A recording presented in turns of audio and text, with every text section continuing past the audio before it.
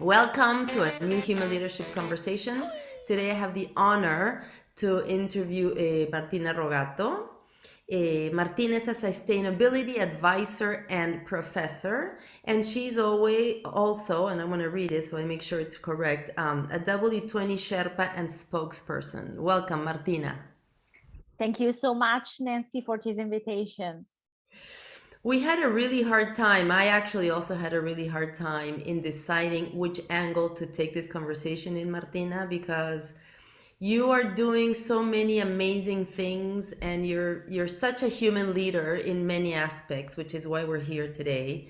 That we could talk about gender equality, we could talk about sustainability, we could talk about an amazing career path. So let's see if we can put a little bit of everything inside, okay? Because we want to keep this short and sweet. So let's talk about the sustainability conversation because I think it's really necessary right now. Um, Talking about sustainability and the SDGs, which are the Sustainable Development Goals, right? That's what SDG are.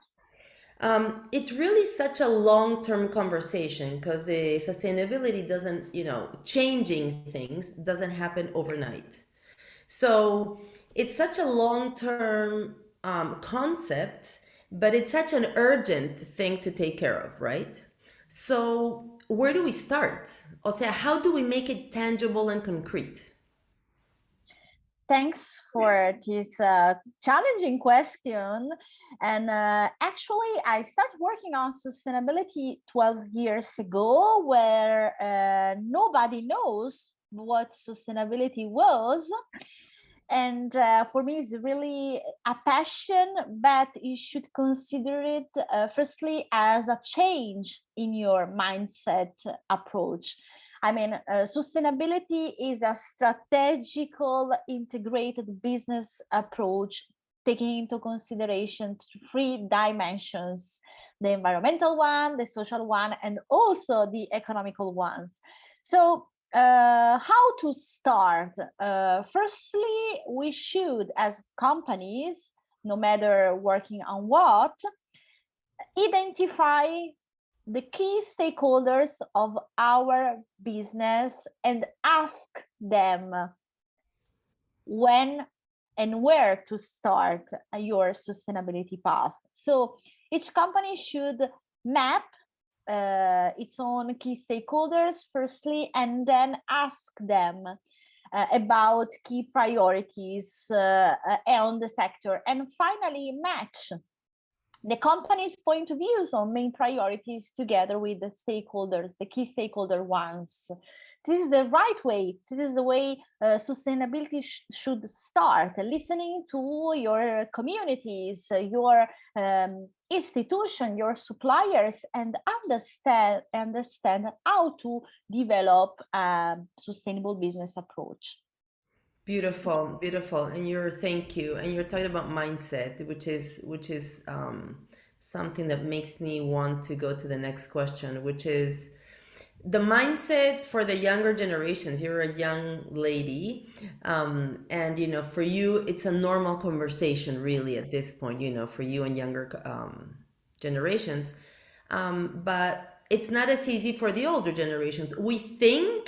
We know that it's important, but it's such a, like a conceptual thing. It's not so concrete. So, um, how come 12 years ago was very long-sighted. That was very visionary of you. What made you marry this conversation?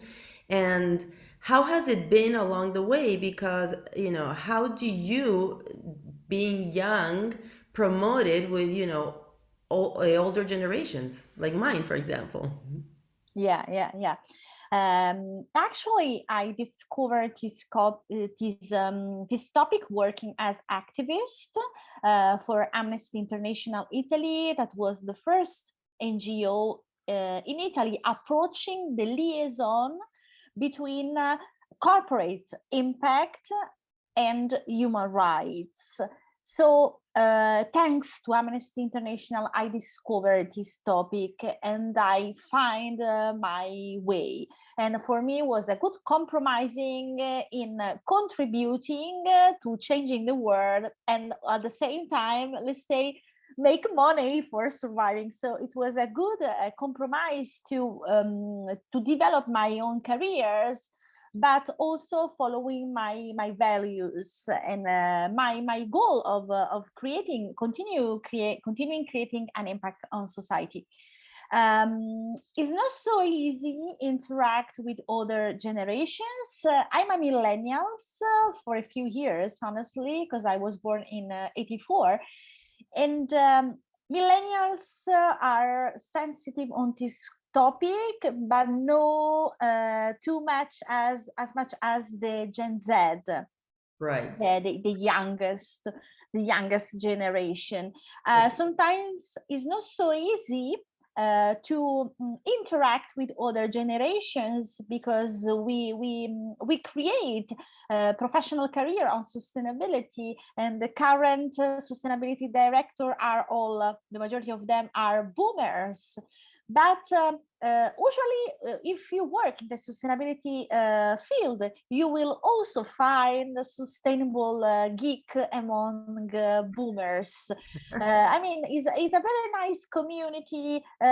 Despite differences among generations, we will find people that want to really create an impact. So I find very useful conversation with sustainable guys, even if they are boomers, on how to develop sustainabilities and is a better approach on environment and on human rights too.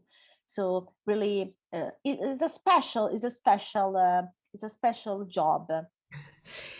And I can imagine because it's also about your competence, of course. You know, like a business owner, a business manager is going to want, you know, needs to be informed on this matter. Um, you know, young generations look for companies that hold sustainable values and that are respectful of their people and of the environment. So this is something that they need. So definitely, so because this is called human leadership interviews, and the idea is, you know, I see you as a human leader in the sense that you have dared to do something different and put yourself out there, you know, to make and pave the road for other people. How have you trained, and how do you train your emotional muscle and your self-confidence in an environment that is not always, you know, so open to this conversation and to having a young lady talk about this? What a difficult question. Thank you so much, Nancy, for challenging me. Well, I start becoming self-confident when I face a very big failure in my personal and my professional life all together at the same times. So when I fail it, I realize, okay, I have nothing more to lose. So let's go. Let's try to trust on myself and on my skill. Try to develop a career on what I love and lean in. Let's lean in. So when you fail, maybe your perception about other failures and confidence changing a lot. So I wish to everyone to experiencing a failure in life. Yes, it's true. That has finally been recognized, because for so many years, I mean, boomers, talking about movers, we were taught that life had to be smooth, that we had to aim to not have problems. You know, it was like the post-war, especially here in Europe, it was about rebuilding a country. So it was about work, work, work, and buy houses, you know, and eat and get dressed, and, you know, and dress your family. So If may I add, Nancy, is also true that you have a few skills.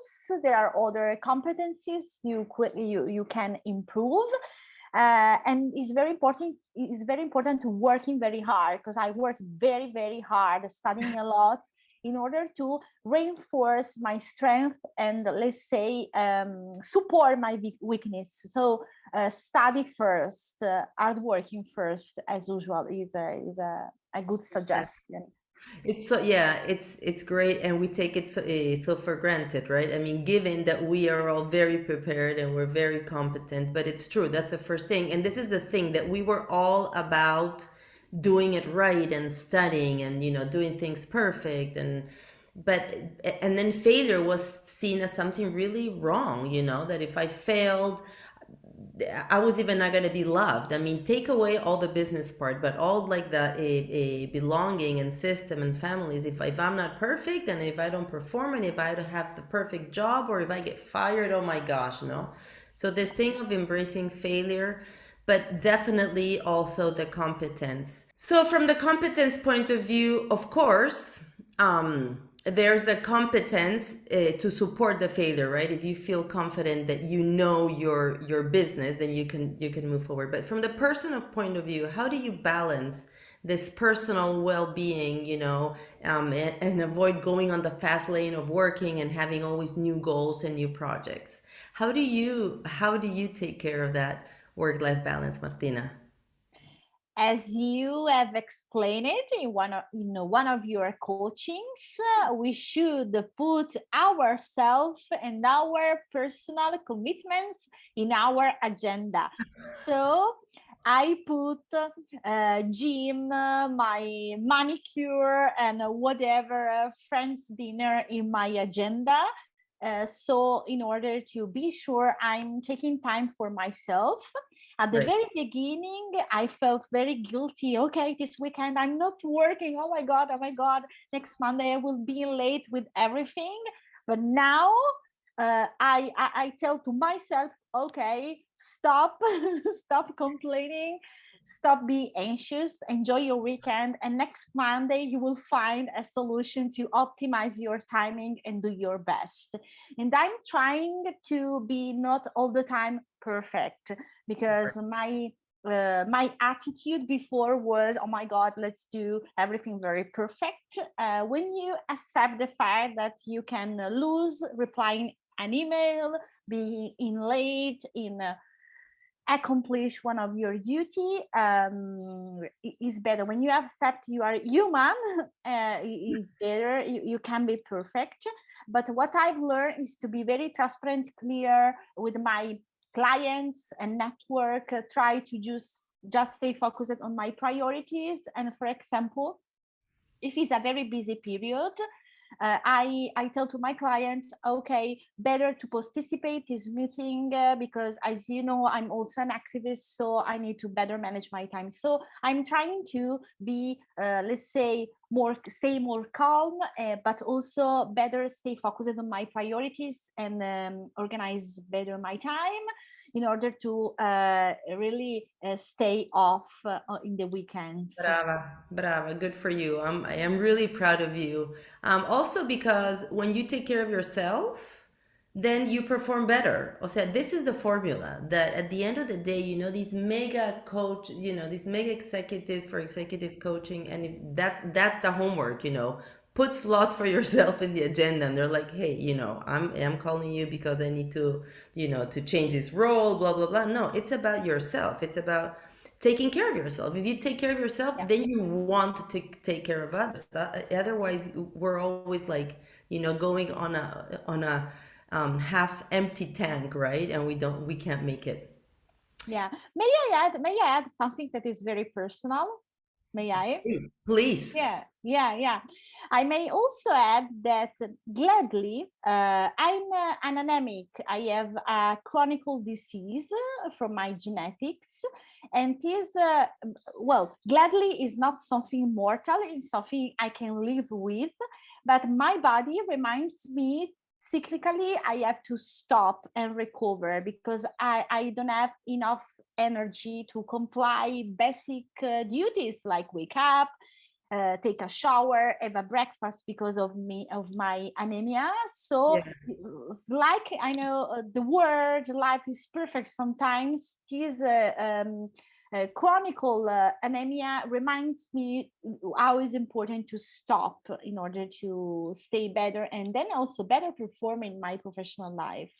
Great, great. Thank you. And it's intelligent to listen to it because, I mean, your body, you arrived very, perfect because your body and your being knew that you were gonna want to, do so many things in life, right? So it told you, no, no, no, I'm gonna keep you centered, girl. Otherwise, you ain't stopping, right? Yeah, yeah, it's a curse, something like genetical curse. Let's give anemia to an hyperactive and a multipotentialite Exactly. to stop her. Yeah, yeah, yeah, Exactly. This is beautiful. Okay, so let's close the interview with a really quick Q&A. yeah. Like we're both going to be on the monitor. I ask you a question and then you answer, okay? Okay, are we ready? So let's start. So, leadership, Humanity, sustainability, sustainability, three dimensions, environmental and social dimension together with the economics, women, empowerment, men, empowerment too. yes. The future, We need to fight for the futures, awareness. self-confidence. Thanks so much, Martina. As always, super nice talking to you. I hope we see each other live soon so we can hug each other. And I always wish you the best. Good luck in all your endeavors. Finger crossed. Thank you.